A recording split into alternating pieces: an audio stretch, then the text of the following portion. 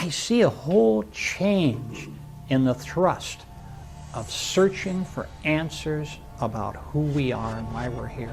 And I think it's good. It provides a third way in which to look, at the, if you will, the philosophy of life. And I think it's wonderful, and I just hope the movement continues to expand.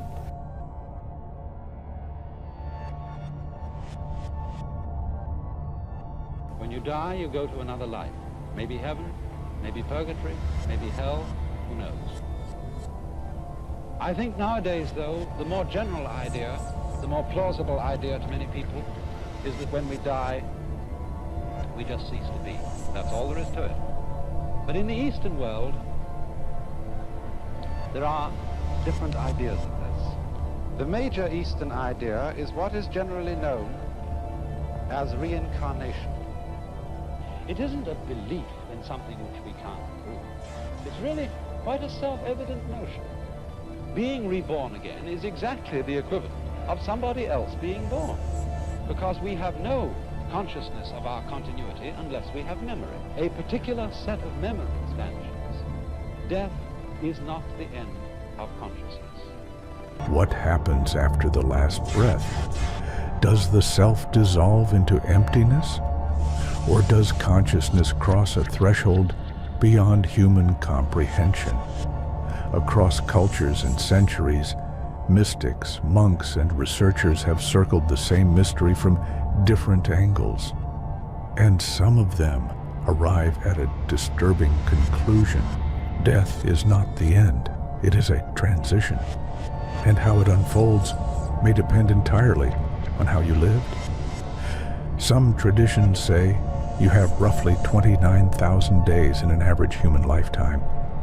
Others say that before you ever entered this body, your consciousness planned how to use them. And here's the unsettling part. Many believe that most people never fulfill that plan, not because they are evil, not because they are punished, but because they forget. Tonight, we are going to cross two maps of the same territory. One comes from ancient Tibet, the Bardo Thodol, known in the West as the Tibetan Book of the Dead. The other comes from modern accounts of life planning, reincarnation research, and near-death experiences, different languages, different symbols, but possibly describing the same journey. The forgotten preparation. The Tibetan Book of the Dead was attributed to Padmasambhava, the 8th century master who brought Buddhism to Tibet. But this text was never meant to be mysterious or theatrical. It was practical. It was written to be read aloud to the dying, to guide consciousness through the moments after death, when the mind is unprotected, intensified, and free from the body. Padmasambhava understood something radical. At death, the mind becomes extremely powerful and extremely vulnerable. It can recognize truth instantly, or collapse into fear just as fast. That is why Tibetan Buddhism treats life itself as preparation for death. Not morbidly, precisely, because you do not suddenly become aware at death if you spent life asleep. The first bardo, the moment of death, the moment the last breath leaves the body, the Chikhai bardo begins. The senses dissolve, the physical form collapses, identity loosens, and then something appears. The text calls it the clear light, not a metaphor, not a vision like a dream, but the naked nature of awareness itself, infinite, luminous, without division. If consciousness recognizes this light as its own essence, liberation happens immediately. No rebirth, no wandering, no return. But most minds panic. The light is too vast, too unfamiliar, too uncontrollable. And so consciousness recoils, not because it is rejected, but because it is not recognized. This is the first missed doorway, the second bardo. The mind reveals itself. When the clear light is not recognized, consciousness enters the Chonyid bardo, the bardo of visions. Here, there is no physical world.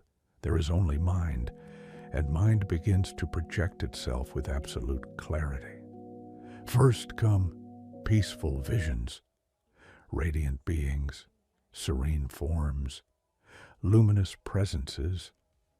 They represent the enlightened potentials within consciousness itself.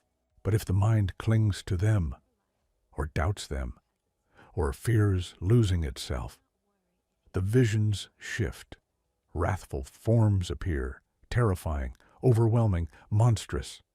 And this is the core teaching that shocks most people. These are not demons. They are not judges. They are not external forces. They are you. Carl Jung said it clearly.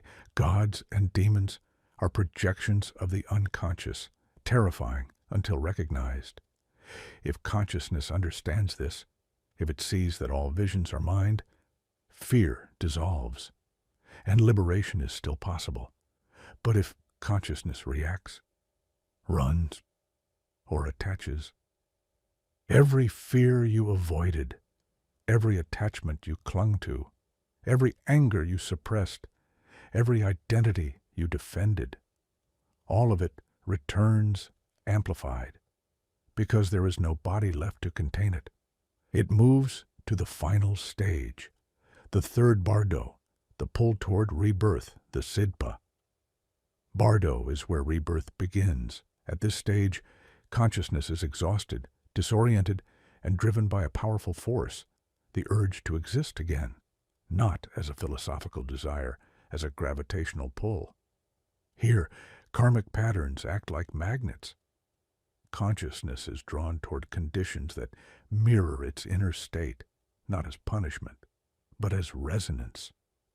Fear attracts fear. Anger attracts conflict. Compassion attracts opportunity. The Tibetan texts describe visions of potential parents, environments, and circumstances not consciously chosen, but compulsively drawn toward. And this is where the modern idea of life planning strangely aligns. Many near-death experiencers and spiritual traditions describe a stage before birth where consciousness reviews past lives, patterns, and unfinished lessons. Guides appear. Choices are discussed. Roles are reversed, not because suffering is required, but because growth demands experience. You do not learn patience without pressure. You do not learn compassion without vulnerability. And then comes the forgetting, because remembering the plan would destroy the lesson.